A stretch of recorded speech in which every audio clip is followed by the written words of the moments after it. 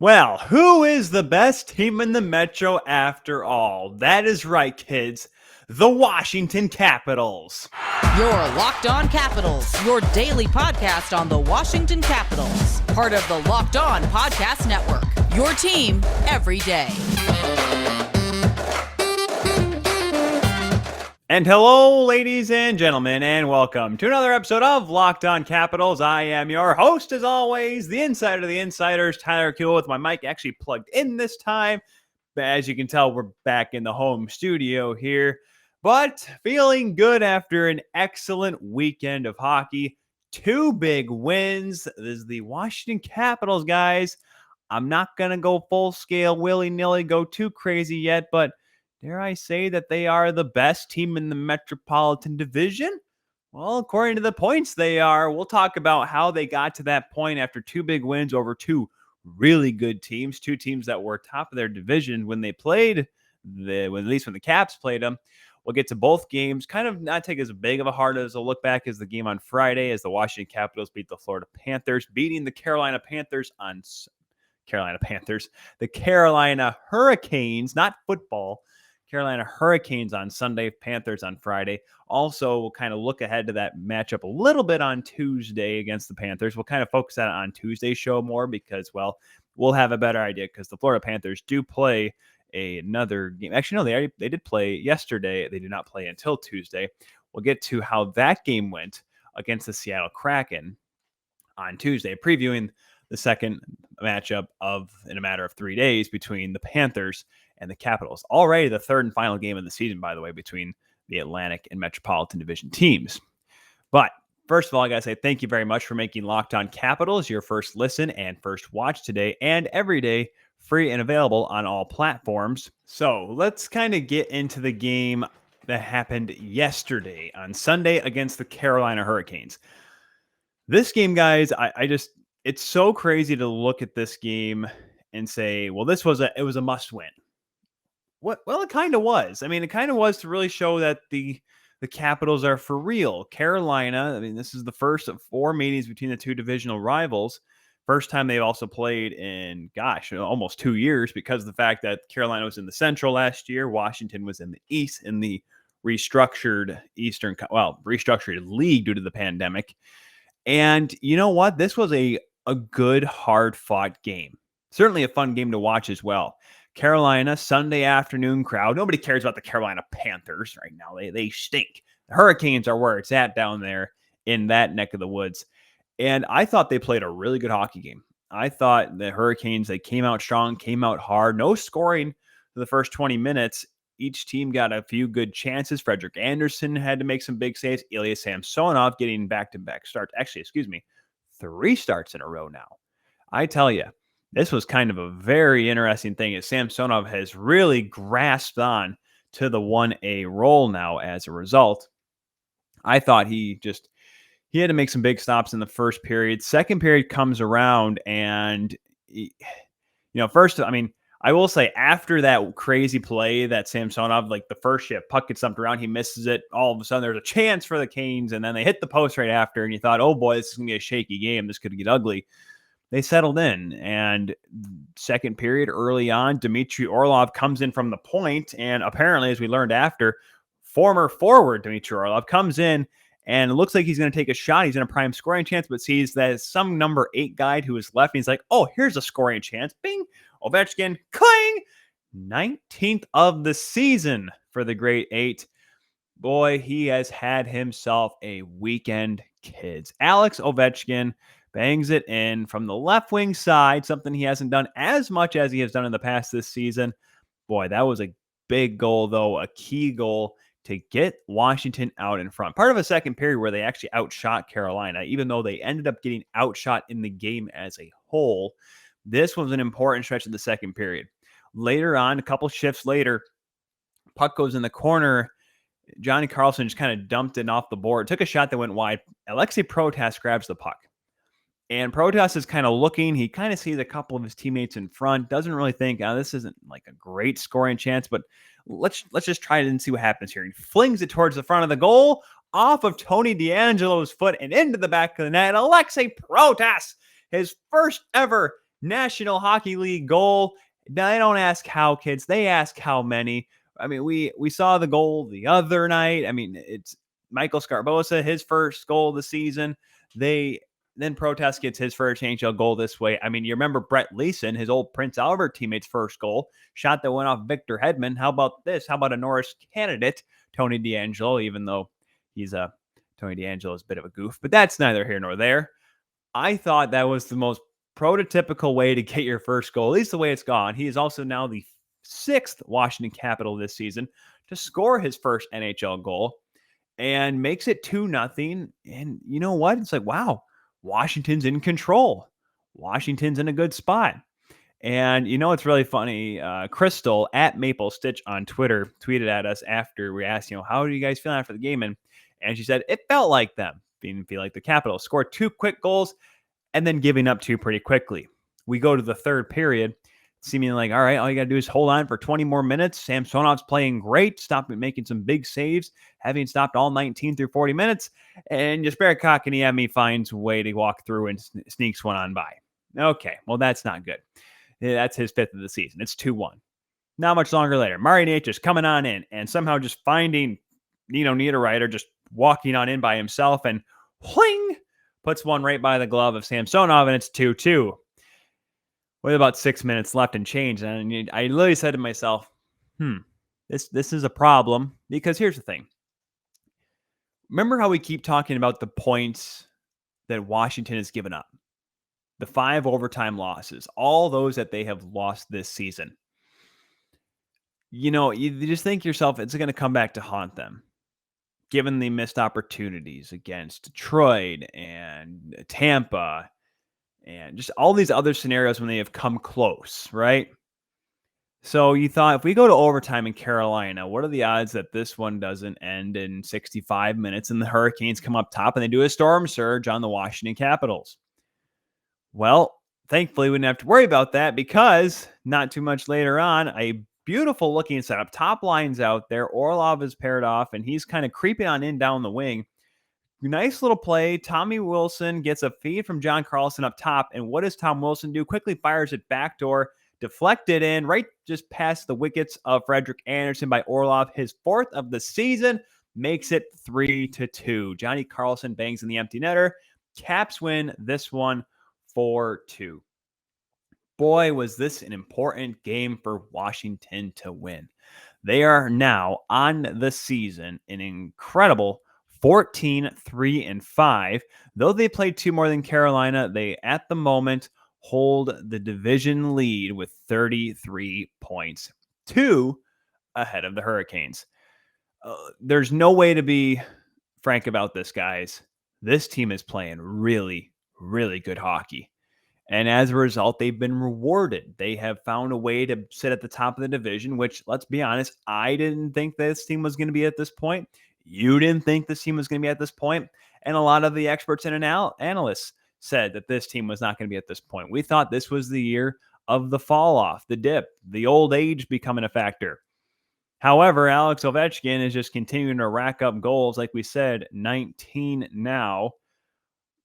I don't know what more we can really say. He just continues to score at an alarming rate and is at this time, before obviously Edmonton will play some games before Tuesday night, is the 2nd leading scorer in the National Hockey League. It's just so bonkers to look at that. That's what's crazy for me. So now he has 749 goals with the tally tonight. 15 behind Jaromir Jagr for 3rd. Obviously, still a little bit of ways before he gets to 802 to pass Howe and 894 to tie Wayne Gretzky. I'm enthralled by the fact that he's continuing to do this, and it just seems like he's not letting up. And here's the thing, too. He's also not just scoring, guys. He's picking up assists. He is helping out in more ways than one. He picked up a couple assists, which we'll kind of get to here in a moment, on the game on Friday against the Florida Panthers, picking up an assist. And he picked up assists in the game against Montreal. Like, this guy is not just scoring goals. He's also setting up goals and being, dare I say, a setup man, playmaker, sniper dude. Like, this guy is doing all sorts of things right now. And that's what's making him an exceptional player. We'll talk about the performance of Ovechkin and what happened on Friday night here in just a moment's time. But I gotta ask you guys, does this sound familiar? You got one device that lets you catch the game live, another that lets you stream your favorite shows, you're watching your sports highlights on your phone, and you got your best friend neighbor's login for all the good stuff. Well, I want to tell you about a simple way to get all that entertainment you love without the hassle, and a great way to get your TV together. It's called DirecTV Stream. It brings your live TV and on-demand favorites together like never before, so you can watch your favorite sports, movies, and shows all in one place. That means no more juggling remotes, no need to buy another device ever again. And the best part, no annual contract. So get rid of the clutter and the confusion and get your TV together by using DirecTV Stream. You can learn more at directtv.com. Compatible device required. Content varies by package. So, big weekend for Ovechkin all around. He scores 4 goals on the weekend, mainly because he scored his 28th hat trick on Friday. By the way, we'll get to that here in just a moment as well. Also want to mention the fact that yesterday it was announced that Marc Bergevan is no longer the general manager of the Montreal Canadiens. Now, this was kind of a shocker to, well, pardon me. I don't want to say a shocker. It's so weird. It's not a shocker that Bergevan is no longer the guy. He's fired, but we thought maybe they were going to let him ride it out because this just seemed like how it was going to be. Let him finish out his contract. But obviously, Jeff Molson, who has seemingly stuck by the man for so long, decides that this is the time is now to try to, just make a change and maybe have a new guy get accustomed to it. As a result, Jeff Gordon has been hired as Executive Vice President of Hockey Operations, not necessarily as the GM. So right now they're saying that, sorry, I'm just making sure I got all the other moves they made right. Assistant General Manager Trevor Timmins and Senior Vice President for Public Affairs and Communications Paul Wilson were also fired Sunday. Assistant GM Scott Mellenby resigned Saturday. So literally a big cleaning house right now for Montreal. So it'll be interesting to see what they do moving forward. Jeff Gordon, of course, the former general manager of the New York Rangers, a guy that kind of knows how to accelerate a rebuild. So we'll certainly have to keep an eye on what's going on in Montreal. But let's go back to that game on Friday. Ovechkin. First of all, that whole game was crazy. First, Ovi gets hit in the face with a puck, gets stitched up, gets back on the ice, scores a hat trick. 28th career hat trick, by the way, which now ties him for 6th all-time in that category with the great Golden Jet, Bobby Hull. And he's also the oldest Capital to score a hat trick as well, as he was less than a year older than when Peter Bondra, yes, the Slovakian sniper himself, scored his last hat trick towards the end of his career. The only other goal that was scored in that game was Tommy Wilson scoring the shorthanded goal when he ran into Sergei Bobrovsky, when Bobrovsky was kind of coming across and ran into Tom Wilson. Tom Wilson did not do it intentionally. Boy, I was ready when I first saw it. I was like, oh man, I'm ready because Tom Wilson deserves a good talking to if you ask me about some of his stuff, even though he's kept it pretty clean so far, knock on wood. Bob had to leave the game, so technically Ovechkin scores his 28th career hat trick against 2 different goaltenders, scoring one against Bob, his second against Spencer Knight, the rookie, and then his third against Bob later in the game. Illya Samsonov had a relatively easy game in this one, stopping 19 of 22 shots, but at that time was 8-0-1 after stopping 30 in the game against Carolina yesterday. That gives him 40 saves on the weekend, or 39 saves on the weekend, almost 40. I thought he was masterful. I know, allowing a couple of those goals against Florida, he'll probably want back. But the fact of the matter is that he's playing solid and he's earned the trust of Peter Laviolette, because that's something that is very difficult to do, especially when you are a younger goaltender, and especially the way things went last year. So now he's starting to string some starts together, and all of a sudden has seemingly the 1A as a result. But can we all just look back at that hat trick by Alexander Ovechkin and not say that that was one of the cutest things I think we've seen ever? Because first of all, Ovi scores a hat trick. Crowd loves it. Everyone's throwing hats. It's awesome. Excitement. And one thing we don't necessarily notice at the forefront, but we have to see later on, is Alex's little kid throwing a hat with help of mom, of course, over the glass in the corner. And Ovi realizing that his son's over there throwing a hat, and he comes over and gives him a fist bump through the glass in the middle of the game.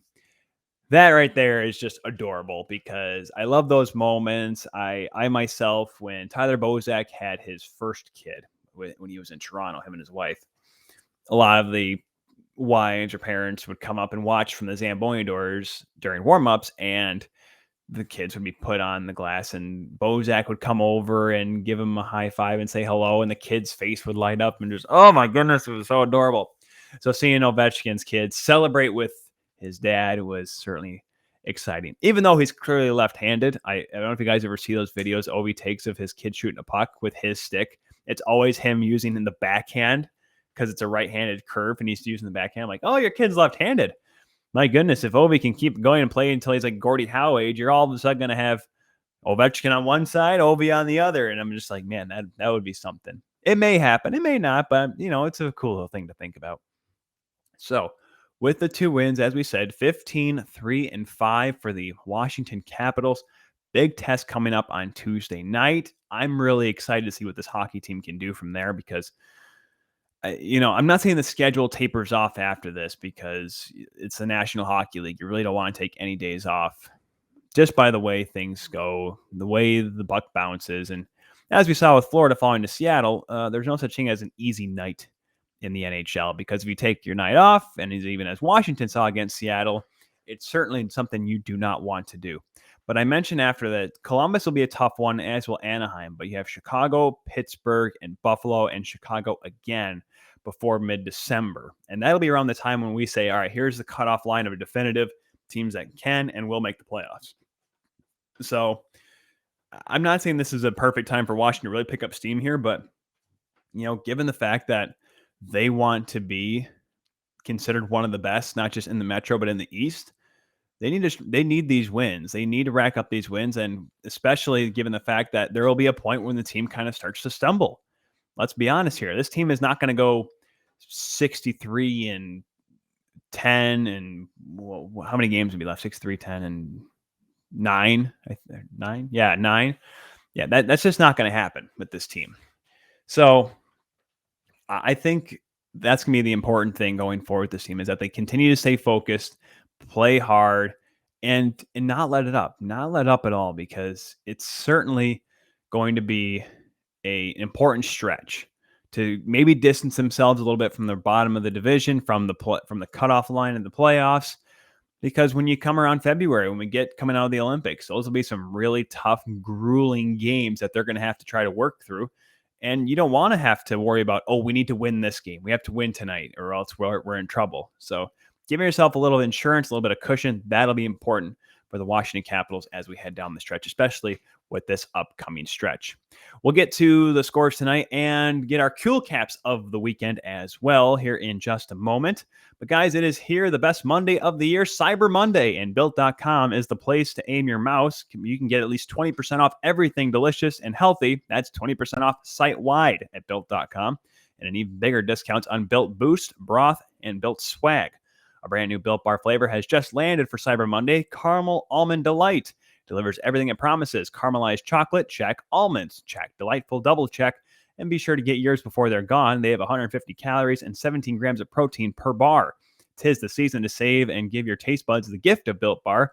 Go to Built.com for those incredible tasty new bars and 20% off everything. You got to head to Built.com though and use the code LOCKED20 before it is too late. That is LOCKED, LOCKED 20 to get 20% off at Built.com. And guys, I know it's past Thanksgiving, but it is still football season, and nothing goes better with football than turkey and betting. BetOnline still remains keeps you covered for all the holiday season with more props, odds, and lines than ever before. BetOnline remains your number one spot for all the sports action this holiday season. Head to their new updated desktop or mobile website to sign up today and receive your 50% welcome bonus on the promo code LOCKEDON to receive the bonus. And it's not just football. BetOnline, of course, has the National Hockey League, pro and college hoops, boxing, UFC, and even your favorite Vegas casino games. Don't wait to take advantage of all the amazing offers available for the 2021 season. BetOnline is the fastest and easiest way to bet on all of your favorite sports. BetOnline, where the game starts. So, taking a quick look at the scoreboard for this Monday night, only 4 games on tap. Seattle looking to kind of build off that win against Florida on Saturday night, taking on the Buffalo Sabres, who picked up a tough win the other night against, who did they beat last? Now I'm confused on who they beat last. I don't know who they beat because I know they lost to Detroit in overtime. They defeated, who did they play before them? Right, they beat Montreal the night before. That's right. I was trying to get my wins together. I'm like, who did Buffalo beat to get their 8th win? I get sometimes mixed up. The schedule can be tough sometimes, guys. Okay. Arizona and Winnipeg Jets. Yes, the original uncontested rivalry of all rivalries. The Jets and the Coyotes. That'll be up in Winnipeg. 7:30 puck drop out there. Montreal hosting Vancouver. A pair of 6-win teams that we did not expect both of them to be 6-win teams. Are the days numbered to Vancouver?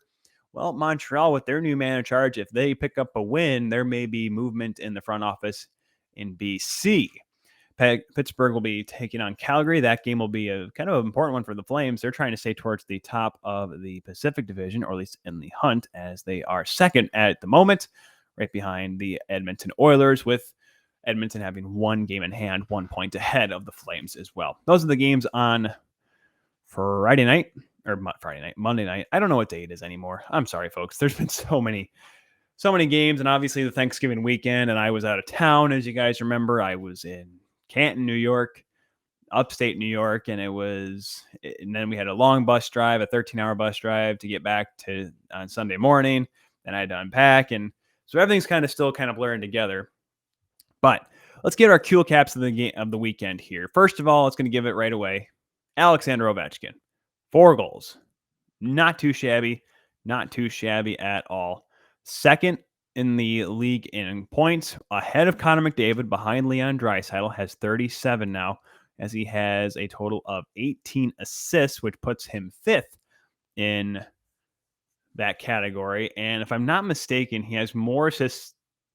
No, excuse me. He has as many assists this year as he did the entire season last year. Now, yes, it was only 50. He only played less than 50 games last year because of injury and COVID protocol. But the fact of the matter is this: the team has only played 23 games, guys. That's, I think, something we're excited to see with Ovechkin. He's setting up, he's finishing, he's doing it all. He's also playing well in the defensive zone as well. I think that's something we really can't understate either, is the fact that defensively positioned, he's probably at the best in his career. And this also includes the Dale Hunter era, those couple of weeks when he tried to make Ovechkin a defensive player, which went so well for his offensive numbers. And I think Ovi's confidence went away with it, but that's neither here nor there. The second one, I am going to give it to Illya Samsonov. Like we said, guys, he is now, excuse me, I almost said it wrong. He is now 9-0-1 this season, right? He's 9-0-1. He has been this dominant goaltender, and it may be dominant's maybe too far of a stretch for him, but the fact of the matter is this: he's been solid. I can't point at too many games when he has been very off. 9-0-1 this season with a 2.27 goals against average and a 918 save percentage. I know those numbers aren't mind-boggling, but the fact of the matter is this: how many games can you say that Illya Samsonov has been bailed out by his team? Not too many this year. And I'm not saying that he's the reason why Washington beat Florida on Friday. I'm not saying he's the reason why Washington beat Montreal last week. But you got to look at the 30 saves he makes against Carolina. Only one of the few times this year that the Caps have been outshot this season. How many times has Samsonov bailed the Caps out this season? A lot of them came in the game on Sunday. He made some masterful stops, some huge saves, and really made sure that, especially when Carolina started to really come back there, he certainly made it tough for them to take the lead, at least late in the third period. Had to make a couple of nice stops and helped give Washington their 15th win of the season. Huge performance out of him. The third Kuehl Kaps of the weekend is Johnny Carlson. He picked up 4 points on the weekend, had a goal and 2 assists on the season, or on the Sunday win, on the season. He's just been lights out. He's been a huge creative player. I know he picked up a couple secondary assists on the weekend as well, including obviously the one by Orlov, the game winner, but now has 17 assists on the year. He has been a very, very strong player. And I know we keep talking about him, how he's the best defenseman on the team. Well, you know what he's supposed to be? He has to be the best defenseman. He's been playing good. He's been moving the puck well. He's been solid in his own end. he has been one of the best defensemen in the entire National Hockey League. I'm going to go even as far as that. Mainly, one reason is, yes, he's a great defenseman. Another is the fact that there have been a few others that have not stepped up that we thought were supposed to be better. But I really have liked his play so far. And I'm not going to go to throw him in the Norris conversation yet, because I think it's way too early for a lot of those awards, mainly because a lot of the preseason picks are starting to look horrible. Hello, Cole Caulfield. How you doing with that Calder friend? So, but no, that's why I'm giving him another Kuehl Cap, because I think he's had a really solid weekend of hockey and a solid last couple weeks to boot. So, like we said, Tuesday night, third and final game of the season between Washington and Florida. I really think this will be another, I don't want to use the term last measuring stick game for Washington for a minute, but certainly if they can pick up that win, that'll really cement them as maybe the best team in this division and one of the best teams in the Eastern Conference. Just by the way they played. I know they haven't really played teams like Boston too much yet. They played the Rangers and showed that they can beat them. That's obviously a big thing because New York has really started to come on and surprise some people. They have yet to test the Toronto Maple Leafs. That's another team that's really starting to pick up steam. But I think right now, the way that people really expected this team to just have a completely flat start with a lot of players missing, a lot of injuries as well, this will be a huge game to really kind of end this section of the season on a real high note. So we'll get more of that action set up for tomorrow's program on Locked On Caps. But thank you very much for making this episode of Locked On Caps your first listen and first watch of the day and every day. Now go make your second listen of the day. Locked On Bets. Yes, your one-stop shop for all of your betting needs. Go on your boy Q with expert analysis from Lee Sterling on Locked On Bets. Be sure to follow us at Locked On Caps on Twitter. Follow me, the insider to the insiders, Tyler Kuehl, at TJKU29, right down there in the corner on the YouTube channel you can see. Thank you very much for watching and listening to Locked On Capitals. We'll see you tomorrow.